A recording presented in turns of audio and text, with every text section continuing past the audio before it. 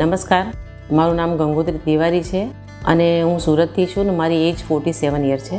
લગભગ 8 મહિના પહેલાં જુલાઈમાં બ્રેસ્ટ પર અચાનક હાથ જતાં મને ખ્યાલ આવ્યો કે રાઈટ સાઈડ બ્રેસ્ટ પર મારી ગાંઠ જેવું છે. તો મારી ઓફિસમાં એક કલીગ હતા, તેને એવું પ્રોબ્લેમ હતો ને એને ડિટેક્ટ થતો બ્રેસ્ટ કેન્સર થયું. તો મેં એને વાત કરી તો એને પણ મને કીધું કે તું પણ મોડું કર્યા વગર ચેકઅપ કરાવી લે. તો મેં પણ ચેક કરાવ્યું અને એમાં FNAC ટેસ્ટ કરાવ્યું, તેમાં બ્રેસ્ટ કેન્સર આવ્યું.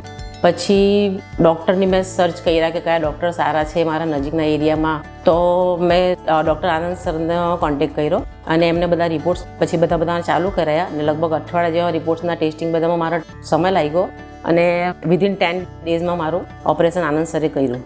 મને બધું સારું છે, આટલા મહિનાથી મને કશી જ પ્રોબ્લેમ નથી. અને હું બધાને એક વાત કહેવા માગું છું કે બ્રેસ્ટ કેન્સર થાય તો કોઈ ડરવાની કશી જ જરૂર નથી.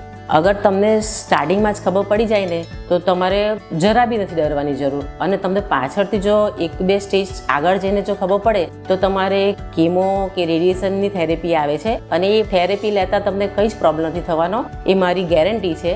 હું તમારી સામે છું, બધી થેરેપી બધી ટ્રીટમેન્ટ મારી કમ્પ્લીટ થઈ ચૂકી છે, મને કંઈ જ પ્રોબ્લેમ નથી થયો. આઈ એમ એબ્સોલ્યુટલી ઓકે.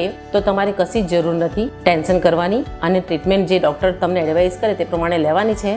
અને હવે કેન્સરની ટ્રીટમેન્ટનો બધા બહુ આગળ પડતા નીકળી ગયા છે, એટલે હવે કેન્સર થાય એટલે કંઈ ડરી જ જવાની જરૂર નથી કે શું થશે. કેન્સર સારું થઈ જાય છે એટલે બિલકુલ ડરતા નહીં.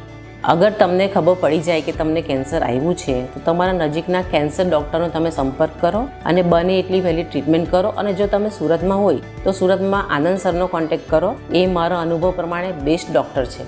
એક ડૉક્ટર કરતાં પણ એક જેન્ટલમેન પણ કહું ને તો વધારે સારું છે કે એમને તરત રિપ્લાય આપણને આપે છે. નાની વાતમાં આપણે એમની પાસે આવવું બી નથી પડતું, ફોન પર બી ઇન્સ્ટન્ટ રિપ્લાય આપી દે છે. એટલે મારા અનુભવ એમની સાથે બહુ સારા રહ્યા છે. Thank you.